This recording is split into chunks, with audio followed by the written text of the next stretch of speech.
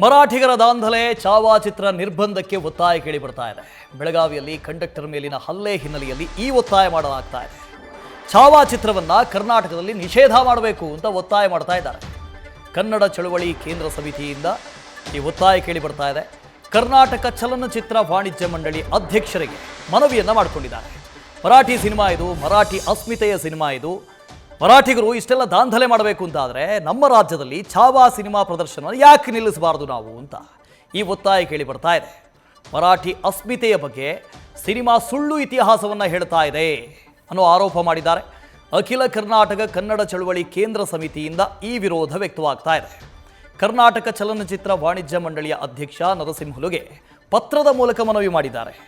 ಅಖಿಲ ಕರ್ನಾಟಕ ಕನ್ನಡ ಚಳವಳಿ ಕೇಂದ್ರ ಸಮಿತಿಯ ಅಧ್ಯಕ್ಷ ಗುರುದೇವ್ ನಾರಾಯಣ್ ಕುಮಾರ್ ಒತ್ತಾಯ ಮಾಡಿದ್ದಾರೆ. ಅಖಿಲ ಕರ್ನಾಟಕ ಕನ್ನಡ ಚಳವಳಿ ಕೇಂದ್ರ ಸಮಿತಿ ಬಾಲಿವುಡ್ ನಟ ವಿಕ್ಕಿ ಕೌಶಲ್ ನಟಿಸಿರುವಂಥ ಈ ಸಿನಿಮಾವನ್ನು ನಿರ್ಬಂಧ ಮಾಡಬೇಕು, ರಾಜ್ಯದಲ್ಲಿ ಪ್ರದರ್ಶನಕ್ಕೆ ಅವಕಾಶ ಮಾಡಿಕೊಡಬಾರದು ಅಂತ ಹೇಳಿ ಒತ್ತಾಯ ಮಾಡಿದ್ದಾರೆ. ಮರಾಠ ಅಸ್ಮಿತೆ ಬಗ್ಗೆ ಸುಳ್ಳು ಹೇಳಲಾಗಿದೆ, ಸುಳ್ಳು ಇತಿಹಾಸವನ್ನು ಸೃಷ್ಟಿ ಮಾಡಿದ್ದಾರೆ ಈ ಚಿತ್ರದಲ್ಲಿ ಅಂತ ಆರೋಪವನ್ನು ಕೂಡ ಮಾಡಿದ್ದಾರೆ.